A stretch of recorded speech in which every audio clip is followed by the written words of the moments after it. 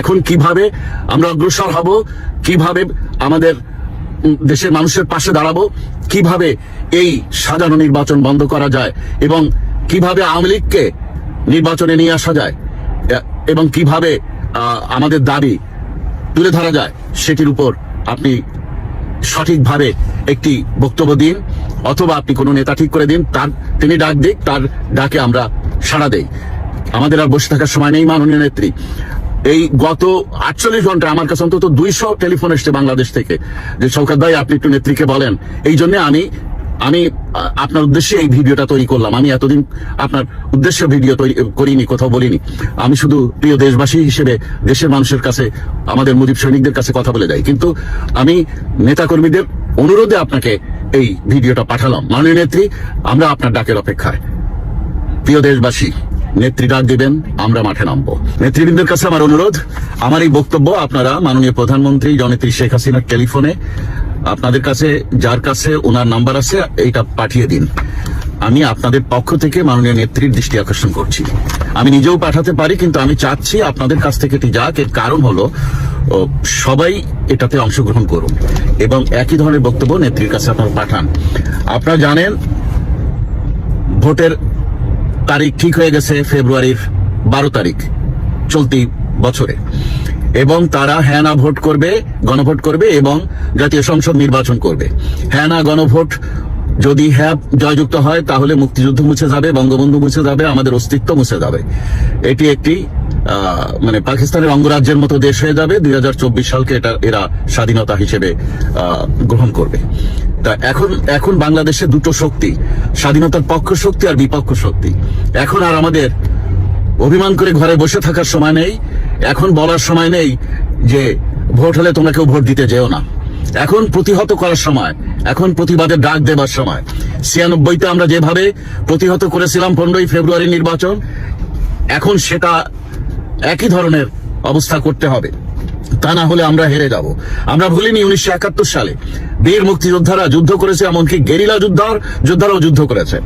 Guerrilla যোদ্ধারা ছিল পাকিস্তানিদের সবচাইতে আতঙ্কের বিষয়। এরা কখন আসে, কোত্থেকে আসে, কি ধরনের আক্রমণ করে, কি তাদের প্ল্যান, কি তাদের পলিসি, কোন পথ তারা ধরে, কোন রুটে তারা আসে, কিছুই কেউ জানতে পারতো না। মুজিব সৈনিকরা কিন্তু প্রস্তুত। মাননীয় নেত্রী, আপনার ডাকে তারা জীবন দিয়ে ঝাঁপিয়ে পড়ার জন্য প্রস্তুত। বঙ্গবন্ধু যেভাবে ডাক দিয়েছিলেন, রক্ত যখন দিয়েছে, রক্ত আরো দেবে, দেশকে স্বাধীন করে ছাড়বো ইনশাল্লাহ, একই রকম ডাক এখন আপনাকে দিতে হবে। আমাদের কোটি কোটি নেতা কর্মী আপনার ডাকের অপেক্ষায় আছে এবং আমাদের কোটি কোটি সমর্থক আপনার ডাকের অপেক্ষায় আছে। এখন আর অভিমান করে বললে হবে না যে ভোট হলে বা তোমরা ভোট দিতে যেও না। ওরা করে ফেলবে। জিয়া রহমান হ্যাঁ না ভোট করে ফেলেছিল। আমি নিজেও তখন কলেজে পড়তাম, আমি না ভোট দিয়েছিলাম, সেই বাক্স খুঁজে পাওয়া যায়নি। এরা কিন্তু সেই ভোট করবে, ভুলে গেলে চলবে না। দেশ এখন দুই ভাগে বিভক্ত, রাজাকারের চিন্তার মানুষেরা আর মুক্তিযুদ্ধের চিন্তার মানুষেরা। আমাদেরকে কিন্তু এখন অস্তিত্বের সংকটের মুখোমুখি। আপনি প্রত্যেক গ্রুপে নেতাকর্মীদের সাথে কথা বলেন, এই জন্য আমরা আপনাকে কৃতজ্ঞতা প্রকাশ করছি। আপনি সবই জানেন কোন জেলায়, কোন গ্রামে, কোন কর্মীর উপরে কি ধরনের নির্যাতন হচ্ছে, আপনি সবই জানেন। আপনি সবই জানেন যারা পদ পদবি নিয়ে বিভিন্ন দায়িত্বে ছিল তারা সব পালিয়ে গেছে, তারা তৃণমূলের পাশে দাঁড়াচ্ছে না। আমার তৃণমূলের নেতাকর্মীরা না খেয়ে মরছে, তারা জীবন দিচ্ছে। একবেলা যদি কোনো রকমে খায়, একটা 48 ঘন্টার ভিতরে আর খাবার পাবে কিনা তাও তারা জানে না। এমন একটা অবস্থার ভিতরে আমি প্রচুর নেতাকর্মীর সাথে কথা বলি। আমার পক্ষে যতটুকু সম্ভব, আমি 1990 সাল থেকে এই নিউ ইয়র্কে আছি। আমি 35 বছর যাবত একজন প্রবাসী, গত 25 বছর যাবত নিউ ইয়র্ক সিটি পুলিশ ডিপার্টমেন্টে চাকরি করি। আমার বাড়ি খুলনা ডুমুরিয়া শাহপুর। আমি খুলনা 5 আসন এলাকার একজন ভোটার। বাবু নারায়ণ চন্দ্র চন্দ আমার নেতা। তো আমি যতটুকু পারি আমার নেতা কর্মীদের জন্য আমি যতটুকু কথা বলে যাচ্ছি, চেষ্টা করে যাচ্ছি, তাদের পাশে দাঁড়াচ্ছি। কিন্তু যারা বড় বড় পদে আছেন, বড় বড় পদে ছিলেন, বড় বড় দায়িত্বে ছিলেন, তারা কোথায়? হয় তাদেরকে দেশে পাঠান, নাহলে আপনি ঘোষণা করে দিন, অ্যাটলিস্ট 5টা জেলার নাম ঘোষণা করে দিন। 5 জেলার কমিটি বিলুপ্ত করা হলো এবং তোমাদের কাজ দেখে, তোমাদের আন্দোলন দেখে আমি দেশে ফেরার সাথে সাথে ওই 5 জেলায় নতুন কমিটি দেব।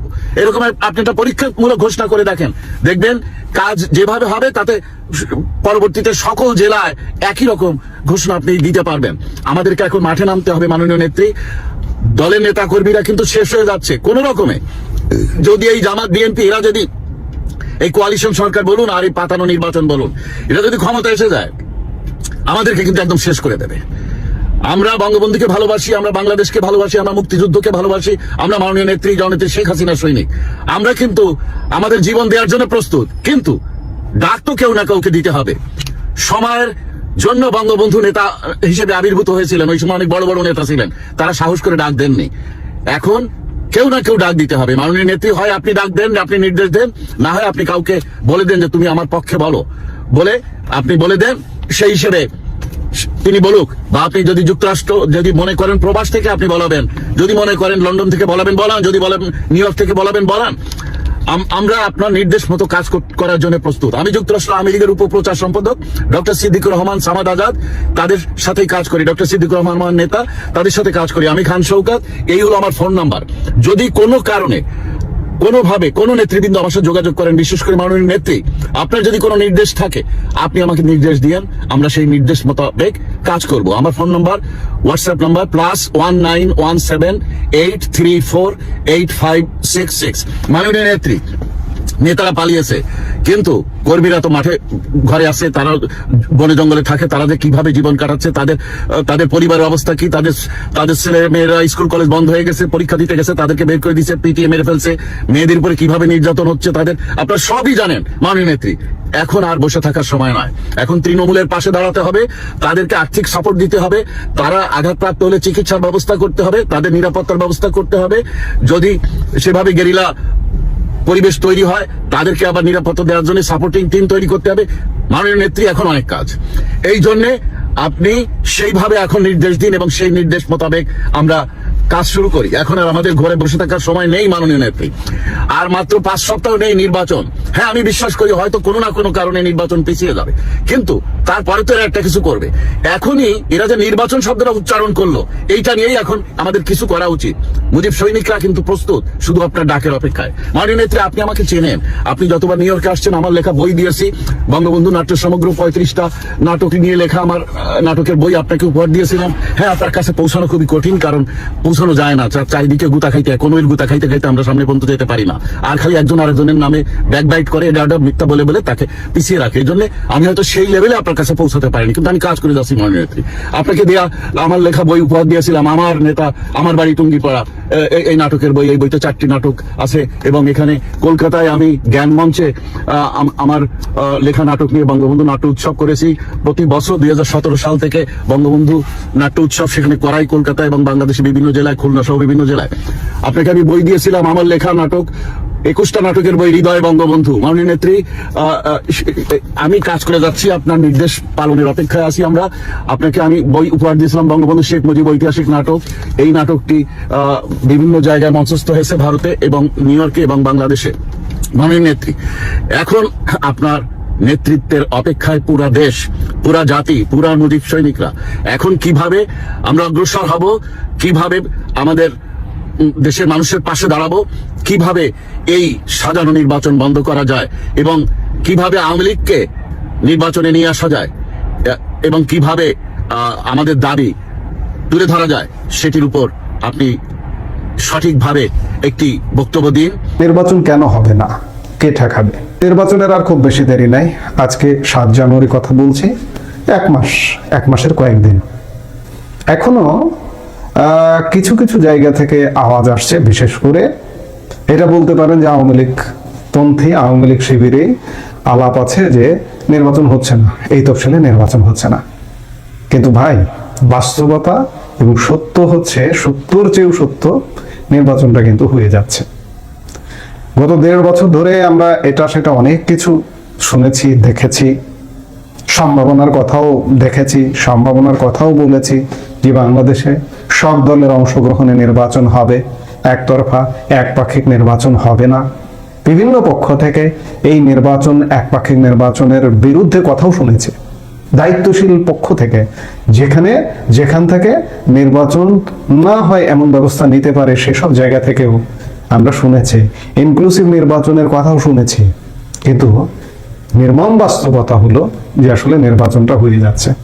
কিন্তু তারপরেও বলতে হয় যে নির্বাচন হবে না। যারা বলছেন যে নির্বাচনটা, আমি আগেও বলেছি, আবারও বলছি, নির্বাচনটা ঠেকিয়ে দেবে কে? ঠেকানোর কি কোনো পক্ষ, কোনো দৃশ্যমান পক্ষ আপনি এখন পর্যন্ত 1 মাস মাত্র আছে দেখতে পেয়েছেন? আপনি যদি ভেতরেও ঢোকেন, এমনি ওপেন উইন্ডোয় আপনি দেখছেন, তাকিয়ে আছেন, কিন্তু একদম ভেতরে যদি ঢোকেন, উইন্ডোর ভেতরে যদি অন্দরমহলে গিয়ে ঢোকেন, নির্বাচন হচ্ছে না এমন কোনো আলামত কি আছে? নেই। সোজা কথা, নির্বাচনটা হয়ে যাচ্ছে যে, এতে কোনো সন্দেহ নাই। তবে একটা জায়গায় সন্দেহ আছে, কারণ গত পরশু সোমবারও দলের শীর্ষ নেতা শফিকুর রহমানের নেতৃত্বে জামাতের কেন্দ্রীয় কার্যনির্বাহী পরিষদের এক বৈঠকে নির্বাচন নিয়ে উদ্বেগ প্রকাশ করা হয়েছে। দেশে অবাধ ও সুষ্ঠু নিরপেক্ষ নির্বাচনের পরিবেশ নেই, এমনটা বলা হয়েছে।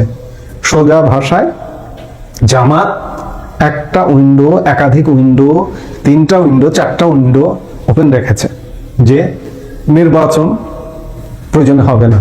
কেন হবে না? যদি না জামাত নির্বাচন পরবর্তী সময়ে যে সরকারটি গঠিত হবে সেই সরকারের ভাগ বাটোয়ারার অংশী না হয়। আমি এই কথাগুলো আগেও বলেছি, বারবার বলছি, নির্বাচন ঠেকিয়ে দেওয়ার মতো এই মুহূর্তে কোনো রাজনৈতিক দল নেই। আওয়ামী লীগ নেই এই মুহূর্তে, অন্তত পক্ষে আওয়ামী লীগ নেই। 1.5 বছরেও বাংলাদেশে একটা কিছু করবার মতো ক্ষমতা অর্জন করেনি, অথচ বাংলাদেশ আওয়ামী লীগকে চাইছে। বাংলাদেশের এই দুর্গতিপূর্ণ পরিস্থিতিতে আওয়ামী লীগকে চাইছে, কিন্তু সাংগঠনিকভাবে এতটাই করুণ অবস্থা, দেশে হতাশা তৈরি হয়েছে, কর্মীদের মধ্যে হতাশা তৈরি হয়েছে। আওয়ামী লীগের কতজন দেশের বাইরে চলে গেছেন? সবাই তো আওয়ামী লীগের দেশে আছেন, তাদের মধ্যে হতাশা তৈরি হয়ে গেছে। এবং যারা আওয়ামী লীগকে সাপোর্ট করবে, সহযোগিতা করবে, আমি যদি বৈশ্বিক গোষ্ঠীর কথা বলি, আন্তর্জাতিক গোষ্ঠীর কথা বলি, যে সব দলের অংশগ্রহণে বাংলাদেশের মাটিতে নির্বাচন হতে হবে, কিন্তু সব দল যে আওয়ামী লীগ, সব দলের প্রধান দল হচ্ছে আওয়ামী লীগ। যারা নাই নির্বাচনে তাদের প্রধান দল আওয়ামী লীগ, আওয়ামী লীগের 14 দল।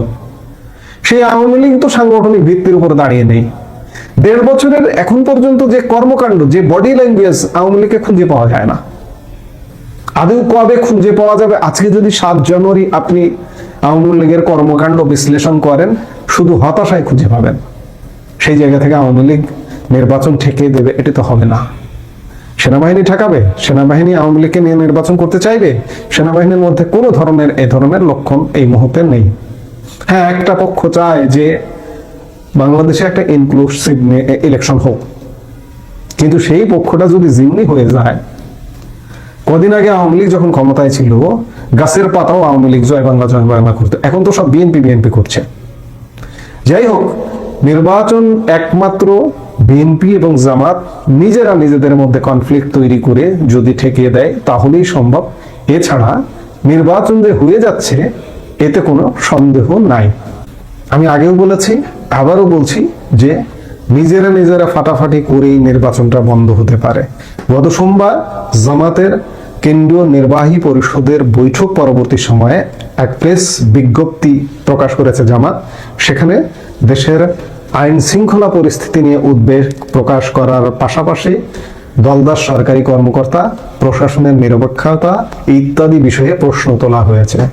বিস্তারিত বিবৃতিতে বলা হয়েছে, দেশে অবাধ, সুষ্ঠু ও নিরপেক্ষ নির্বাচনের পরিবেশ এখনো সৃষ্টি হয়নি। প্রশাসনের মধ্যে কিছু সরকারি কর্মকর্তা একটি বিশেষ দলের পক্ষে কাজ করছে বলে বিভিন্ন স্থান থেকে অভিযোগ আসছে। এই অবস্থায় অবাধ, নিরপেক্ষ ও সুষ্ঠু নির্বাচনের জন্য প্রশাসনের নিরপেক্ষতা শতভাগ নিশ্চিত ও আইন শৃঙ্খলা পরিস্থিতি আশানুরূপ উন্নতির বিষয়ে কঠোর পদক্ষেপ গ্রহণের জন্য নির্বাচন কমিশন ও সরকারের প্রতি জোর দাবি জানানো হয়েছে। এই বিবৃতি, এই বৈঠক যেটি বলুন না কেন, এটি সরকারের এবং যাদেরকে দেখা যাচ্ছে যে ক্ষমতায় বসানো, তাদের উপরে একটা প্রচ্ছন্ন চাপ রাখবার জন্য।